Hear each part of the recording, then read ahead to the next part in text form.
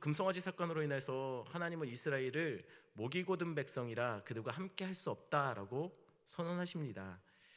이스라엘은 하나님의 임재를 경험할 수 없을 만큼 목이 곧은 백성입니다. 지독하게도 변하지 않는 백성들입니다. 그러나 모세는 자신의 목숨을 걸고 하나님 앞에 나아가 중보하기 시작했습니다. 그는 자신의 이름을 주님이 기록하신 그 책에서 지워달라고, 이 백성과 함께하지 않을 거면 나를 지워달라고, 내 이름을 지워달라고 자기의 목숨을 걸고 중보하며 하나님 앞에 나아가기 시작합니다. 하나님, 우리와 동행하여 주시옵소서. 당신의 얼굴을 내게 보여주시옵소서. 당신의 영광으로 우리와 함께하여 주시옵소서. 목숨 걸고 기도합니다. 이 기도를 통해 하나님은 자격 없는 이스라엘과 이제 다시 함께 거하시기로 약속하십니다. 그 증거가 이스라엘 대표로 모세에게 하나님께서 자신의 영광을 보여주시는 것으로 나타납니다.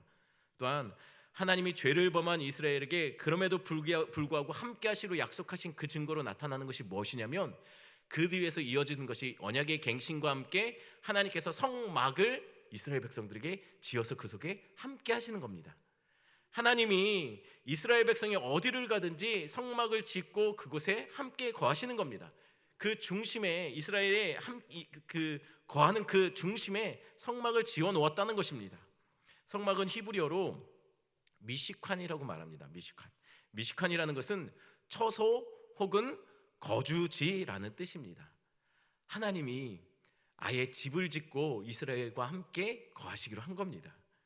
하나님이 자신의 거처로 하늘의 하늘도 감당치 못할 하나님께서, 감히 세상의 하늘의 모든 것도 가능히 하나님, 하늘보다 더 크신 그분께서 이 작은 성막에 이스라엘 백성과 특별히 함께 하시고 그곳에서 만나 주기로 약속하신 것이 성막이라는 겁니다. 성막은 하나님의 집이며 하나님의 처소가 됩니다. 하나님은 그의 백성들을 광야로 불러내시고 이스라엘 백성 속에 장막을 세워 이스라엘 가운데 그들과 함께 거하신 것입니다.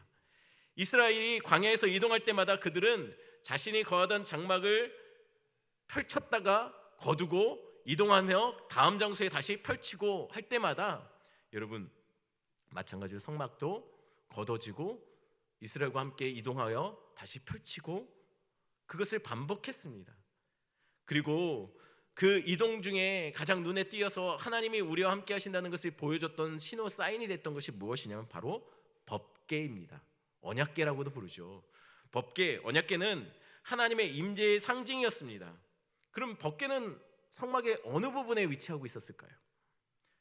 성막에서 법궤는, 언약궤는 가장 영광스럽고 가장 거룩한 장소로 여겨지는 장소에 있었습니다. 바로 지성소에 있었습니다.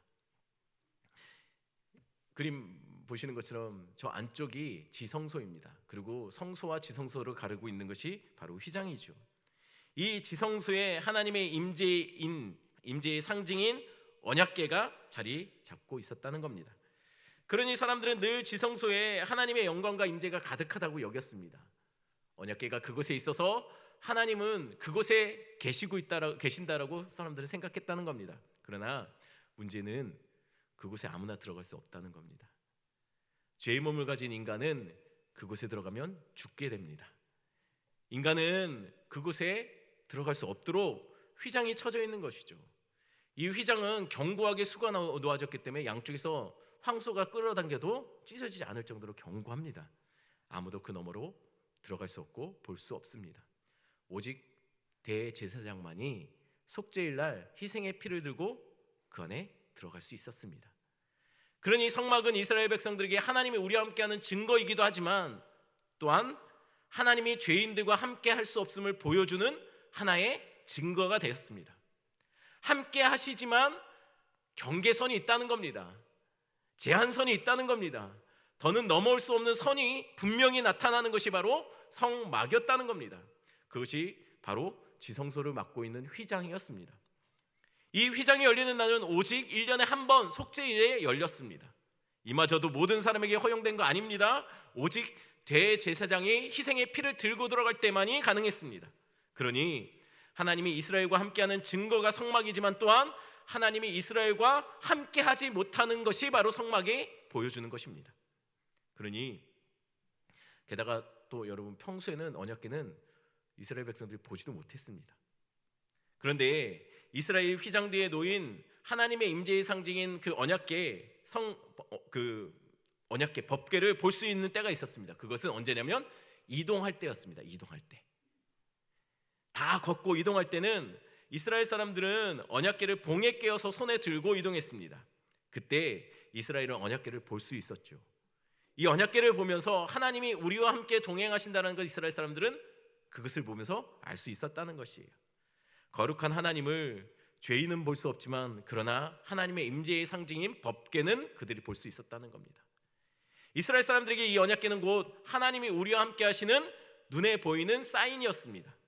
그렇다면 혹시 여러분들 언약궤 안에 들어있는 세 가지 혹시 무엇인지 기억나십니까? 언약궤 안에는 세 가지가 들어있습니다. 첫 번째 십계명 돌판입니다. 그리고 두 번째는 만나를 담은 항아리가 들어있었습니다. 항아리가 의미가 있는 게 아니고 만나가 의미가 있죠. 세 번째로 아론의 쌍난 지팡이가 있었습니다. 다들 좋은 것들만 골라서 집어넣었죠. 이거 참 대단한 것들, 놀라운 것들만 다 넣어놨습니다. 정말 성물이라고 할 수 있는 특별한 것들만 그 안에 담겨져 있다는 겁니다. 기적 같은 놀라운 역사를 생각나게 하는 특별한 하나님의 능력의 상징물들을 그것들이 골라서 이 안에 들어간 것처럼 보입니다. 그러니 언약궤를 보면 사람들이 하나님이 우리 중에 계시는구나 라는 것을 너무나도 그런 고백이 절로 나오게 할 만한 특별한 것들이 이 안에 들어있었습니다.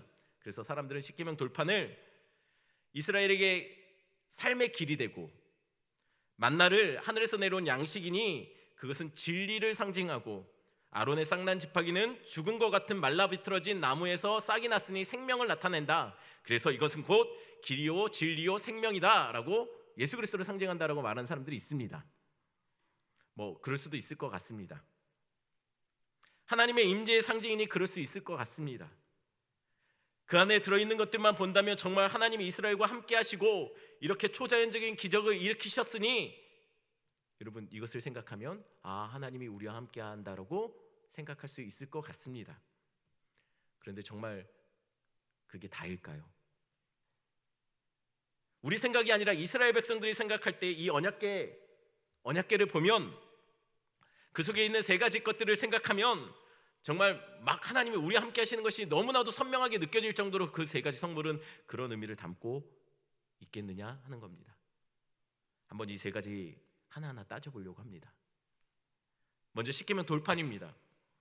언약궤들이 들어간 십계명 돌판은 처음 것이 아닙니다. 처음 것은 금송아지 사건 때 모세가 그 모습을 보면 너무 분을 내서 그것을 집어 던져버렸죠. 그리고 깨졌습니다. 그것은 이 깨진 이 십계명 돌판은 이스라엘 백성과 하나님의 언약이 깨졌음을 나타내는 상징과 같았습니다. 그래서 처음 것은 깨져서 없어졌고 모세가 다시 하나님의 명령으로 돌판 두 개를 깎아서 하나님이 그 위에 처음 돌판에 새겼던 글을 다시 새겨줘서 넣었던 것이 바로 두 번째 돌판, 바로 법궤 안에 있는 돌판입니다.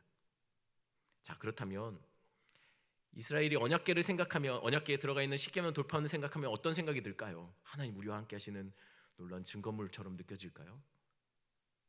아닐 겁니다. 이스라엘 백성들은 그 안에 들어있는 십계명 돌판을 생각하면 금송아지 사건이 생각났을 겁니다. 깨어진 하나님과 우리 사이에 깨어진 언약, 깨어진 관계를 생각하게 되었을 거라는 것입니다. 그 결과 하나님이 그들과 함께 할 수 없다라고 선언했던 그 일이 생각났을 것입니다. 두 번째 돌판은 그럼에도 불구하고 하나님이 이스라엘 백성과 함께 하시겠다는 그 언약을 이어가시는 하나님의 은혜의 상징물이라는 겁니다. 하지만 이스라엘 편에서 볼 때는 하나님이 우리와 함께 할 수 없는 우리는 목이 곧은 백성이라는 것을 너무나도 여실히 보여주는 사건이 바로 그 돌판이 우리에게 생각나게 하는 사건이라는 것이죠. 두 번째, 만나를 담은 항아리는 무엇입니까? 동일합니다. 분명 광야에서 만나를 내렸다는 것은 은혜의 상징이었죠. 하나님이 그들과 함께 하시는 것을 너무나도 분명하게 보여주는 사건이었습니다. 그러나 그게 다는 아닙니다. 만나를 주시는 과정 속에서 이스라엘이 하나님께 어떻게 했습니까? 원망하고 불평하며 애굽 땅에서 고기가마 곁에서 있었던 때가 차라리 나았다. 떡을 배불리 먹었을 때가 더 나았다. 차라리 그때 우리를 죽이시지 왜 이 광야를 데리고 나와서 우리를 죽이려 하십니까? 라고 원망했던 이스라엘 백성 아닙니까? 그곳에서 하나님을 원망했다는 거예요. 그냥 원망한 거 아닙니다. 정말 하지 말아야 할 말을 한 겁니다. 차라리 애굽이 더 좋았다라고 그들이 고백합니다. 종살이하던 애굽의 그 시절이 지금 하나님의 은혜로 살아가던 이때보다 좋았다라고 말하고 있는 겁니다. 하나님의 마음을 산산조각 내고 있는 겁니다. 여러분, 해도 되고 하면 안 되는 말이 있습니다. 이건 해서는 안 되는 말입니다. 여러분, 연애를 할 때 그리고 결혼을 하고 나서도 절대 해서는 안 되는 말이 있습니다. 그건 이전에 만났던 그 자매가 더 좋았다. 혹은 그때 그 자매하고 결혼했으면 지금보다 좋았을 거. 이거는 하면 안 되는 말입니다. 이스라엘 백성들은 하나님과 언약 맺고 결혼한 민족입니다. 그런데 이전이 더 나았다라고 하는 거예요. 하나님의 백성으로 하나님과 언약 맺고 광야에 들어왔는데 이전 애굽 땅이 좋았다라고 그들이 말하고 있는 것이죠. 그곳에서 우상 섬기며 살았던 때가 더 좋았답니다. 가만히 있으면 다 알아서 하나님이 양식 주실 텐데 홍해를 가르셨던 그 능력이 그들에게 먹이 주는 것 그거 못하겠습니까? 그냥 기다리면 되는데 하나님의 마음을 산산조각 내고 상처내고 있는 겁니다. 그리고 나서 받아낸 것이 바로 만나입니다. 그러니 언약궤를 생각할 때, 언약궤를 보며 그 안에 들어있는 만나를 생각할 때 이스라엘 백성이 하나님이 우리를 매일매일 먹이시는구나 라는 그 은혜만 생각나겠냐는 거예요. 아니요, 원망과 불평했던 자신의 그 연약하고 하나님 앞에 부끄러운 모습이 생각나지 않겠느냐는 것이죠. 그럼 아론의 쌍난지팡이는 어떻습니까? 이건 말할 것도 없습니다. 여러분도 혹시 기억나실지 모르겠지만 이 아론의 쌍난지팡이는 그 유명한 고라 자손이 하나님이 세운 아론과 모세에게 반란을 일으켰을 때 하나님께서 그럼에도 불구하고 하나님이 아론을 세웠다라는 것을 증명해 보이기 위해서 아론의 마른 말라 비틀어진 그 지팡이에 싹을 내신 사건이 아론의 쌍난지팡이입니다.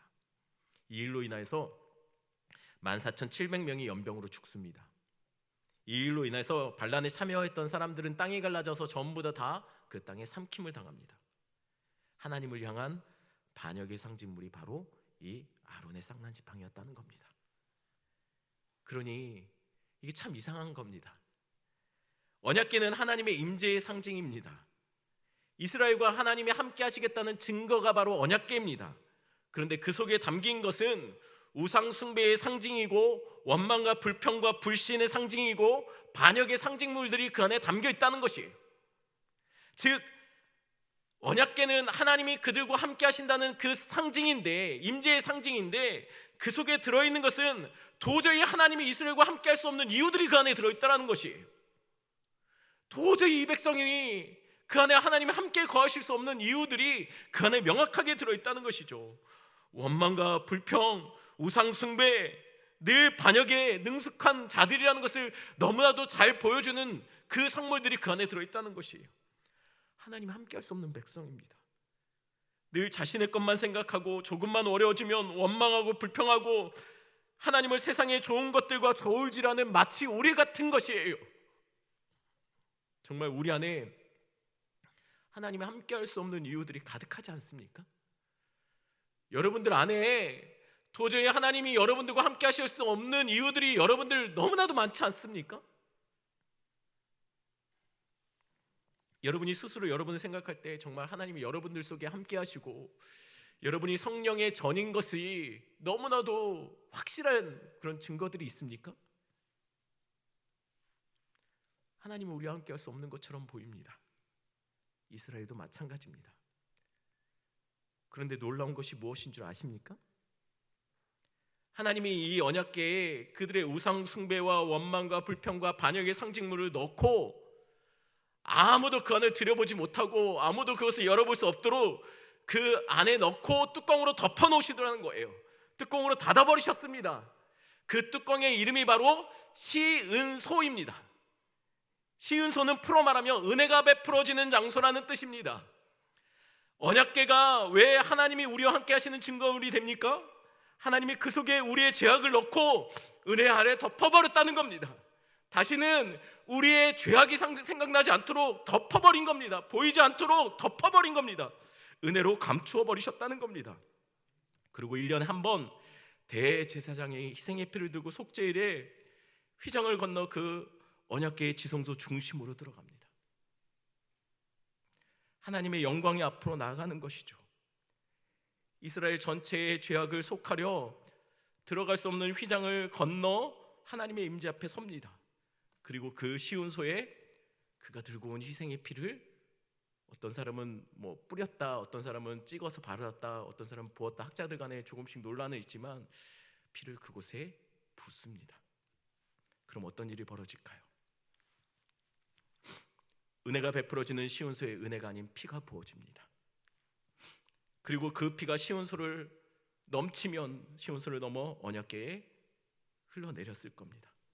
언약궤가 피로 덮이는 것이죠. 그때 비로소 하나님이 대제사장을 이스라엘 대표해서 만나주시는 것이에요. 이스라엘의 모든 죄가 그때 속죄함을 받게 되는 겁니다.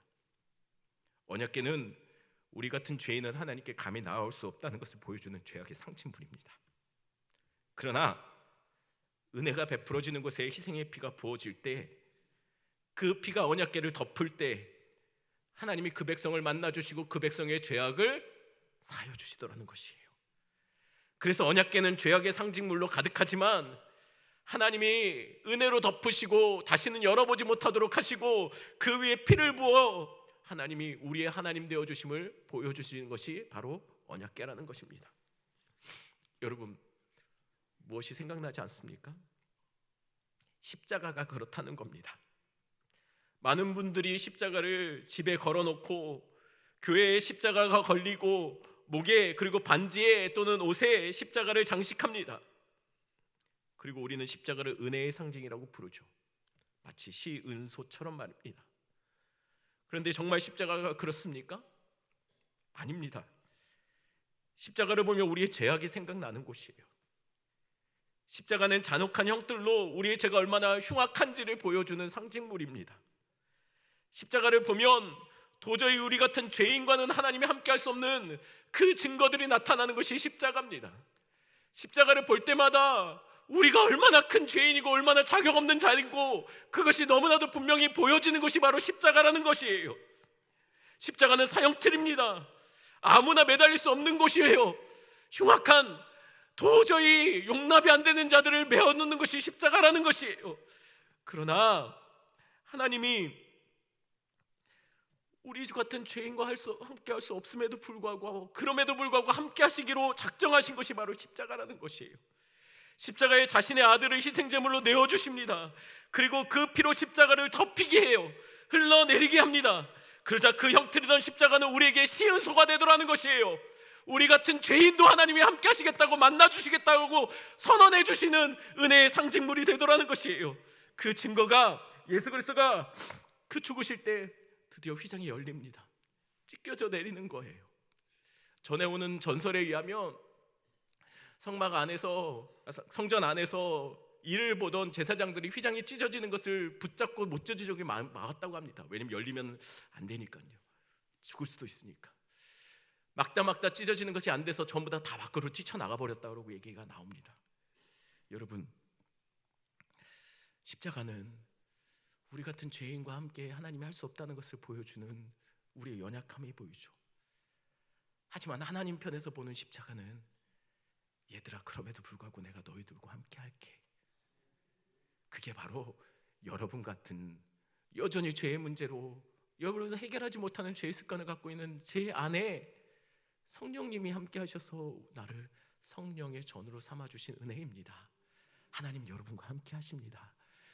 그 은혜로 우리는 이 십자가의 능력으로 매일 주님 앞에 나와 주님께 예배하는 것이죠.